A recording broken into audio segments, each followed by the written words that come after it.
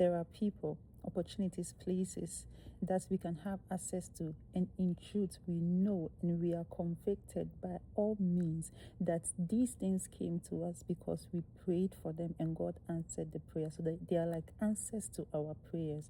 But because of the challenges that are associated, we can come to the point where we ourselves begin to be the protesters against those very things.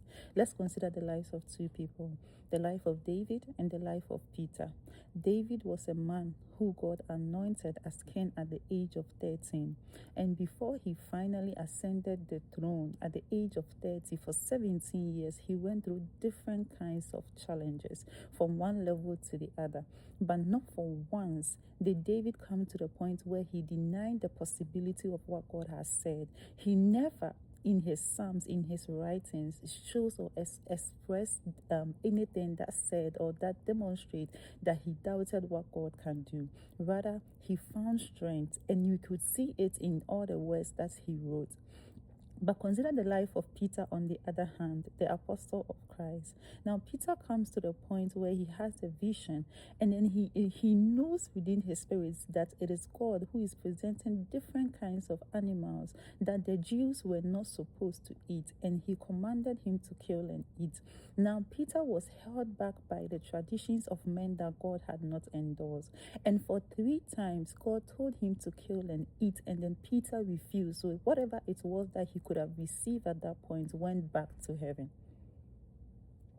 Fast forward later on in his ministry, Paul reported him to us in Galatians chapter 2 from the verse 11 to 13, how he was being a hypocrite because he could not sit among the Gentiles and eat. There was like a limitation on his ministry among the Gentiles because of the very thing that he couldn't receive from heaven. He couldn't sit with them and eat. Anytime the Jews showed up, he would withdraw from the Gentiles. And how could his ministry has been as effective? How could his ministry have been as effective as God desired it to be when he was being held back by the flesh? Meditate further on this.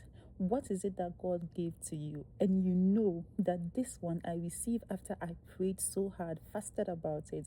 But now challenges are coming, and you yourself, you are beginning to speak against those things. Words are powerful, and your agreement is important for God to be able to do whatever he's doing for you.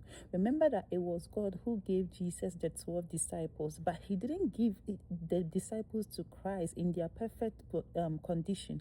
What they had was the potential to be transformed and carry on the mission of Christ.